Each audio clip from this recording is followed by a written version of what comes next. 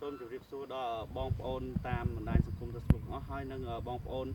ជាអតិថិជនរបស់ក្រុមហ៊ុនជីវផាយើងខ្ញុំថ្ងៃនេះខ្ញុំនឹងជួបបងប្រុសម្នាក់ដែលគាត់ធ្វើស្វាយកែវចិនដែលគាត់ទទួលបានជោគជ័យ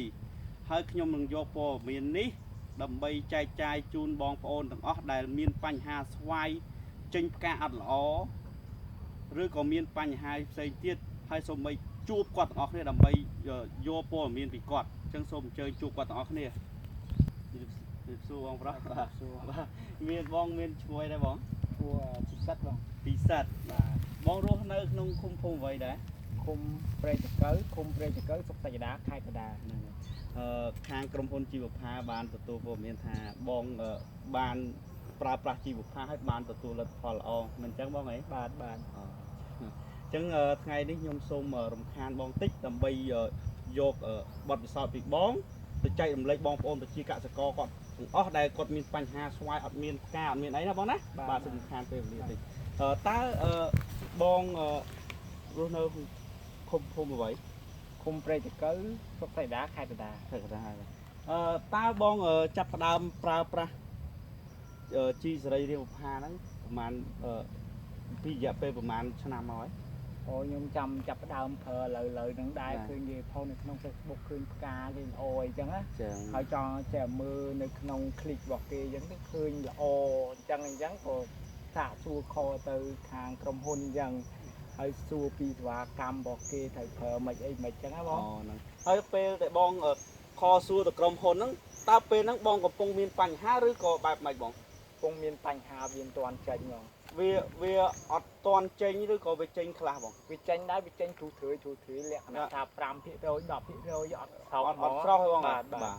ហើយអញ្ចឹងបងបានទៅ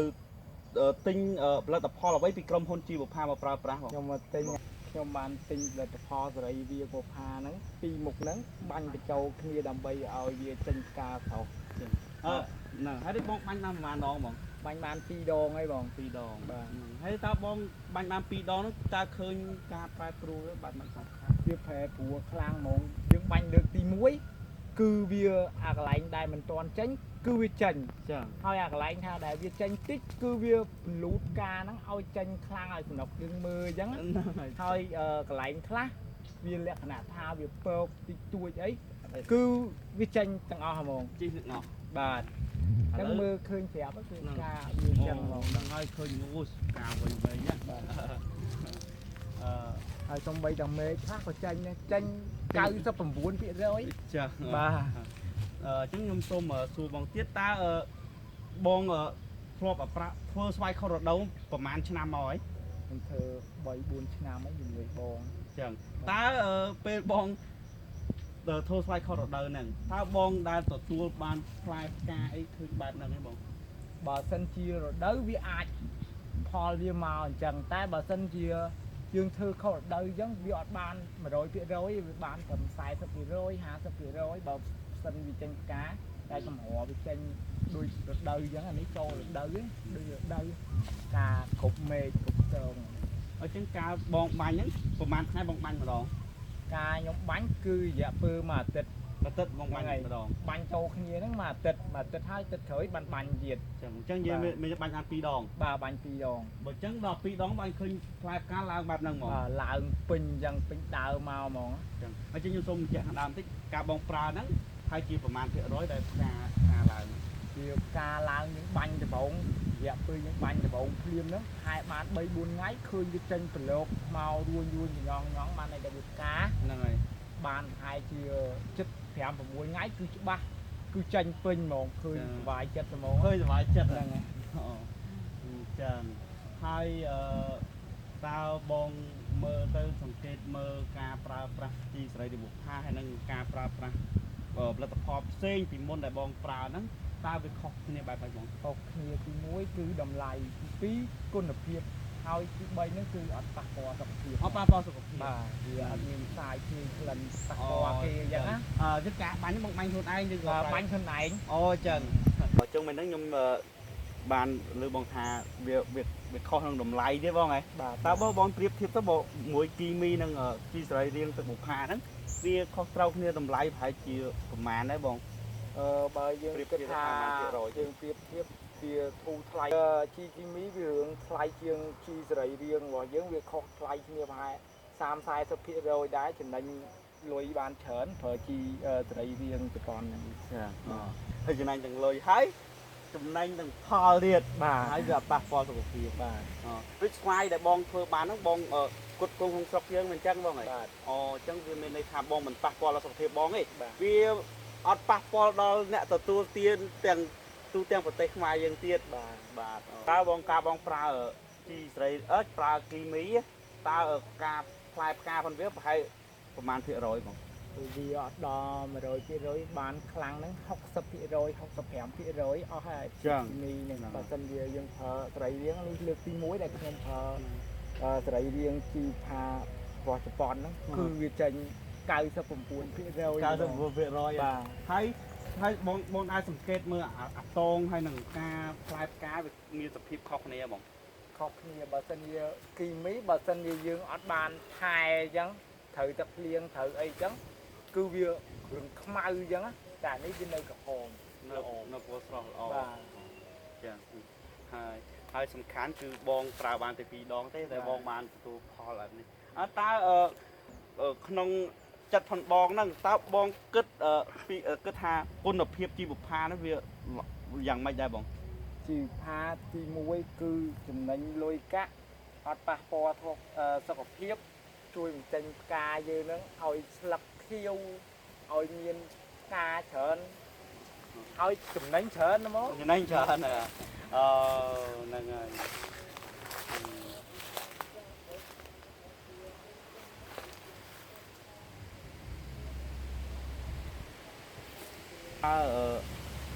តែជាចុងក្រោយបងមានពាក្យពេចន៍អ្វីផ្ដាំផ្ញើដល់បងប្អូនជាកសិករដែលគាត់ប្រកបដំណាំប្រកបរបរដាំស្វាយដូចបង ពីចុងក្រោយខ្ញុំចង់ផ្ដាំផ្ញើដល់ជាកសិករដែលប្រកបមុខរបរធ្វើស្វាយខុសដីទាំងអស់គ្នាថាឲ្យមកប្រើជីធម្មជាតិសរីរាង្គជប៉ុននេះដើម្បីកាត់បន្ថយភាពគីមីចំណេញលុយកាក់ហើយចេញផ្កាស្វាយច្រើនដូចខ្ញុំអញ្ចឹង បាទអញ្ចឹងហើយបងប្អូនអាចខលមកតាក់ទងតាមខ្ញុំដើម្បីសាកសួរពីបច្ចេកទេសហើយនឹងការប្រើប្រាស់តាមលេខទូរស័ព្ទ098 234 243 បាទ សូមអរគុណបងដែលផ្ដល់ពេលវេលាដ៏មានតម្លៃសម្រាប់ការសម្ភាសន៍ហើយនឹងជាព័ត៌មានចែកចាយដល់បងប្អូនជាកសិករយើងទាំងអស់គាត់ដែលកំពុងតែជួបបញ្ហាណាបងណាបាទសូមអរគុណហើយជាចុងក្រោយខ្ញុំសង្ខេងតំណាងឲ្យក្រុមហ៊ុនជីវផាក៏សូមផ្ដាំផ្ញើដល់ប្រជាកសិករទាំងអស់ដែលជួបបញ្ហាដែលស្វាយកប់អកម៉ូនហើយតែផ្កាចេញអត់បានល្អឬក៏មានបញ្ហាការលូតលាស់បែបណាបងប្អូនអាចតាក់ទងមកខាងក្រុមហ៊ុនជីសរីរាង្គបុប្ផាយើងនឹងជួយបងប្អូនបានហើយនឹងបង្កើនទិន្នផលបងប្អូនបានល្អជាងមុនហើយនឹងទទួលបានផលចំណេញច្រើនអញ្ចឹងហើយសូមអរគុណសូមជម្រាបកាប់និយាយរួមការដូចវាចេញលឿនហ្មងវាចេញដល់បោកឯងអាចឡើងមកមើលលូតប៉ុណ្ណានៅ ឥឡូវអត់អីចាញ់បងបាញ់ហ្នឹងវាចេញរបៀបមិនបានបងបាញ់បានបងថាសម្រាប់ចិត្តបាញ់បង ដំបូងវាលក្ខណៈថាវាចេញពើកថាវានេះមើលចេះវាមិនទាន់ចេញណា អូមិនទាន់ចេញហ្នឹងហើយហើយបានយើងអ្នកចិត្តបាញ់ទៅវាចេញនឹងចេះវិញ ចឹងឲ្យចេញពីការ ចេញពីការអញ្ចឹងការលាយត្រួយអីចឹងមើលនេះអូដើម្បីថាត្រួយក៏មានការធ្វើទៅការមកទៀតហ្នឹងហើយឲ្យវាលូតលឿនហ្មងព្រោះការមើលពីថ្ងៃវាយថ្ងៃហ្មងចឹងអញ្ចឹងការពេលបងប្រើហ្នឹងមិនវាយឺតទេបានបងទៅរកខាងក្រុមហ៊ុនខ្ញុំបាទវាយឺតនោះវាយឺតលក្ខណៈថាវាអត់ត្រឹមចេញអាត្រួយក៏មិនចេញអាអីក៏មិនចេញគាត់បានតែមកពកនៅឲ្យបានពកកន្លែងខ្លះទៅរួញបន្តិចទៅដល់ពេលយើងបាញ់ទៅវាអញ្ចឹងឡើងមកអញ្ចឹងជួយការដល់ហើយខាងនោះ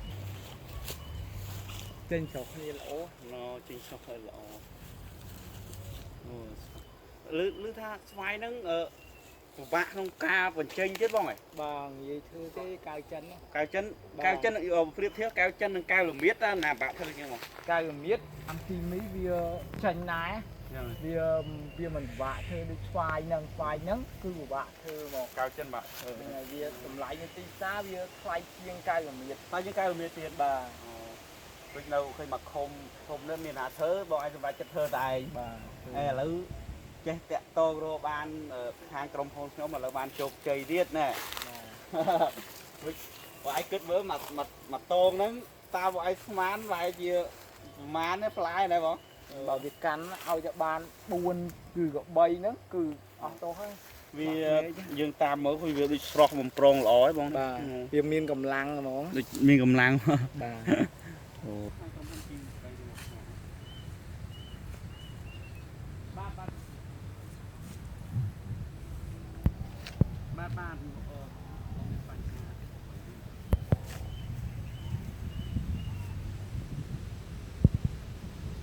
បាទបន្លែអត់ផ្លែអញ្ចឹងមានន័យថាបងប្រើលើបន្លែមិនអញ្ចឹងទេបងណាបាទបានបងបានដូចគ្នានិយាយទៅរាល់